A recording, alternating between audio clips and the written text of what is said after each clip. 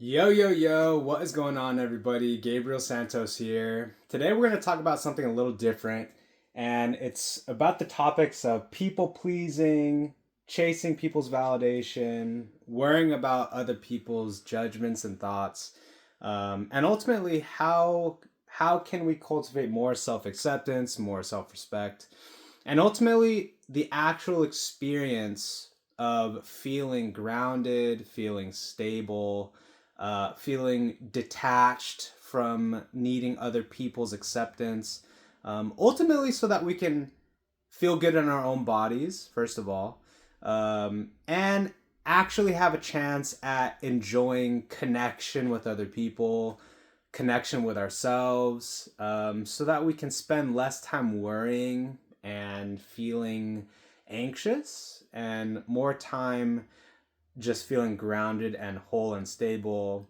and navigating our social lives with more ease, so to speak. All right. So, um, a lot of this just comes from my own experience and the growth and development that I've had in this area. For those of you who have been on this channel a long time, and are aware of the topic of weed addiction or weed use on this channel, um, just personally, there were a lot of links between like numbing, coping type of weed use and feeling uncomfortable in my own skin, feeling anxious, feeling needy, and really using marijuana as a way to feel stable and combat that anxiety, which I'm not saying is wrong, right? But I'm just sharing with you the context of how this topic may relate to this channel. Um, so today's video is going to be a little more of a free flow, just getting the topic started. Um, but maybe let's start with, because I want to give you guys something tangible off the bat. I don't know if you can see my leg. Is that distracting? Um, I would say a great place to start is just being familiar with the people pleaser gear in us, or the chasing other people's positive reaction within us. Okay, what that might look like is, let's say, for example, me, right? I go to the gym, I like to go play basketball in the mornings at my gym, and there's going to be several people there to say hi to, right? People that I know, people that I'm friends with. And I would say the bottom line of what I'm really looking for, and it depends, right? Sometimes we walk into social situations with all these different rules about how we're supposed to behave, about what we're supposed to show up like. Um, and that's already kind of pre-built in. And in a lot of ways, we're kind of disconnected from, well, what do I really want in this situation right now?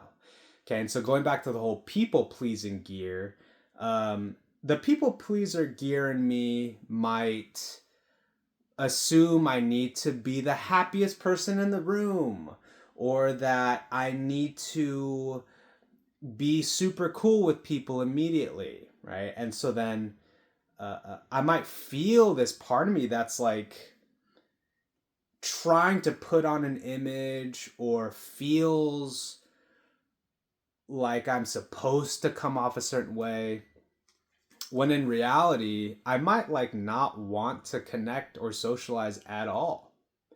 But we carry these beliefs that you're not allowed to do that, or we carry this belief that if I am more reserved, then that means something, and if I'm more outgoing, then that means something. And as you can see, there's this whole tug of war that we can have in our heads and our hearts, and all of it has nothing to do with just like chilling out and being good with where you're at and following whatever it is you want to be doing in that moment. Sometimes it's, and that's the thing, right? That's kind of the cost, is while we're wrapped up in this world of being anxious and chasing validation and people pleasing. And I'm not saying that like that we all have this to a degree, some of us more than others. It's not wrong that this side of us exists.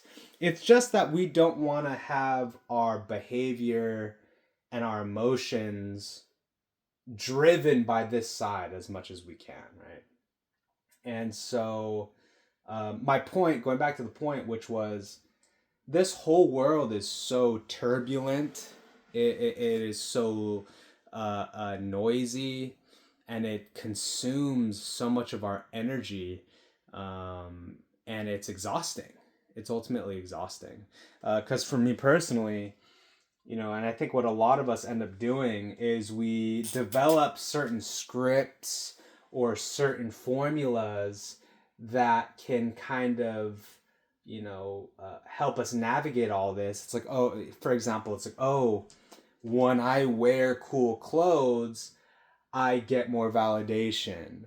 Or when I'm more loud and jovial, I get more positive feedback. And there's nothing wrong with, tailoring how you dress to, come off a certain way.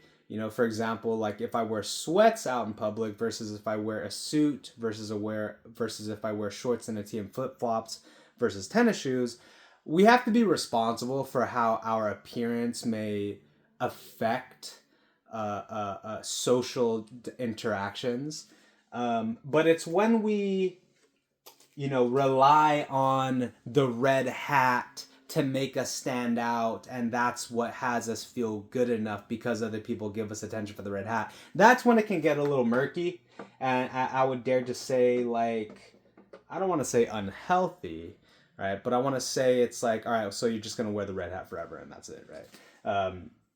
Because what we're aiming for here is a more intrinsic sense of acceptance, a more intrinsic sense of wholeness, as opposed to I'm gonna wear the red hat so that the world is more nice to me, and that's how I'm gonna control the world's niceness by wearing the red hat. It's like, that there's legitimacy to that approach for sure, but it's still on shaky grounds because it still all depends on the red hat, and it has nothing to do with it's like, oh no, like I'm just gonna be myself, right? So where can we go from here in this video, right? We are about, what is this, 7 minutes in. 7 minutes in. Let's go ahead and talk about maybe one more piece, and let's talk about self-regulation, actually, and being responsible for our own emotional state, right? So a lot of times we feel anxious, and in that anxiety, we try and find stability in the world through other people. And so it's like, I feel anxious, so let me tell a joke so that the room lightens up. Or I'm feeling anxious, how can I fill this silence so that I'm not awkward and they don't see me as awkward and it's not all awkward. And it's like, okay, well, first of all, again, there is nothing wrong with being anxious and reaching for tools like I'm going to say a joke. There's nothing wrong with being anxious and reaching for the tool called I'm just going to bring up a topic of conversation. In fact, I would say that's very healthy, right? In an attempt to just self-regulate that kind of way. What I encourage you to take on, if it resonates, is to, for example, okay, I love this example. It's very relevant to me. Let's say I'm going into the store, right? Target, Walmart, the mall. And there's lots of people around, and there's people watching, you're watching people are watching you. You might see people that, you're attracted to, you might be whatever. And you could feel it, right? You can feel this, maybe it's not anxiety, but it is this feeling of, oh, how am I coming off? Do they like me? Should I say something? Should I even look at them in the eye? Oh my God, they're looking at me. Oh my God, this whole thing. And it's easy, at least for me in my personal experience, to walk around in public and like almost search for your own validation and search for your own worthiness and search for your own like value through other people's reactions, whether they're giving you certain eyes or if they're, showing some type of interest or attention. And it's so funny, right? It's so funny. And so to that point, one of my favorite things to do now, and I've been doing this for a while, is to just like step outside of that whole world of, oh my God, them, me, this, how am I looking, them, eye contact, whatever. Exiting that whole game and just like keeping to myself and worrying about, or rather focusing on just self-soothing. Like, not trying to find my stability and self-soothing in other people's reactions. Instead, I'm literally just going to connect with myself and keep it moving. And if anything, one of the things that I've discovered in this journey is realizing, how I was essentially using other people for my own stability. That might sound harsh. And it's not like I was saying to myself, I'm going to use you for my stability, but it's like, in an attempt to feel whole, in an attempt to feel good enough, I would try and get reactions from other people, or try and get them to like me, or try and come off a certain way so that they would like me. And again, there's nothing wrong with, trying to get an outcome that you want in a tactful, strategic way. That's part of life. But the bottom line is that those types of behaviors are driven from a place of me not feeling like I was good enough, me feeling like I need this person's acceptance or approval to feel like I'm enough. And the whole interaction is driven in that. And what's unfortunate is that in that type of approach, uh, uh, you can't really connect with the other person from a genuine place, because it's all kind of agenda based.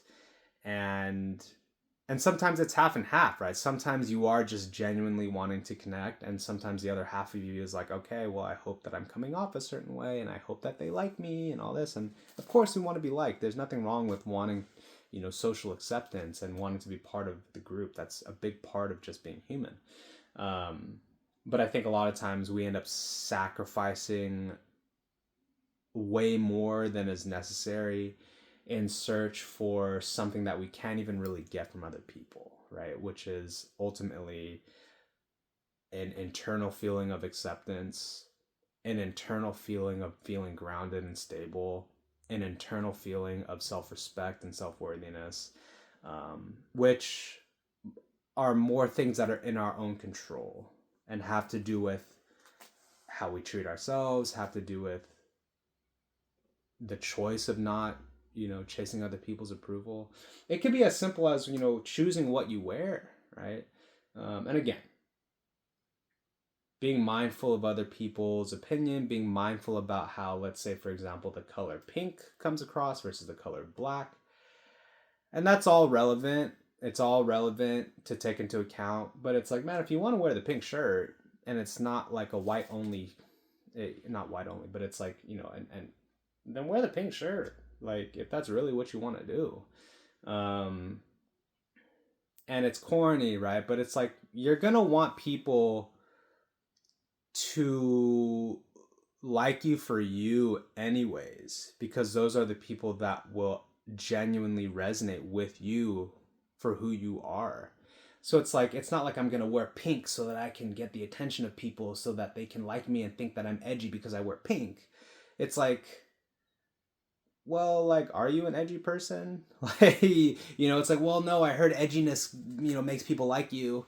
So it's like, all right, well, it's like, my point is it, this is a very, can be a very confusing, challenging, involved thing to untangle. And everyone's definition of it all is different. Just want to share a couple things in my journey from the get-go. And yeah, hopefully we can continue this conversation. Hopefully people enjoy this type of content. I would love to hear from you. What are some things, what are some breakthrough insights that you've had for yourself? What are some struggles that you still experience? And anything else you want to share that's related to the topic, I would love to hear it down in the comments down below.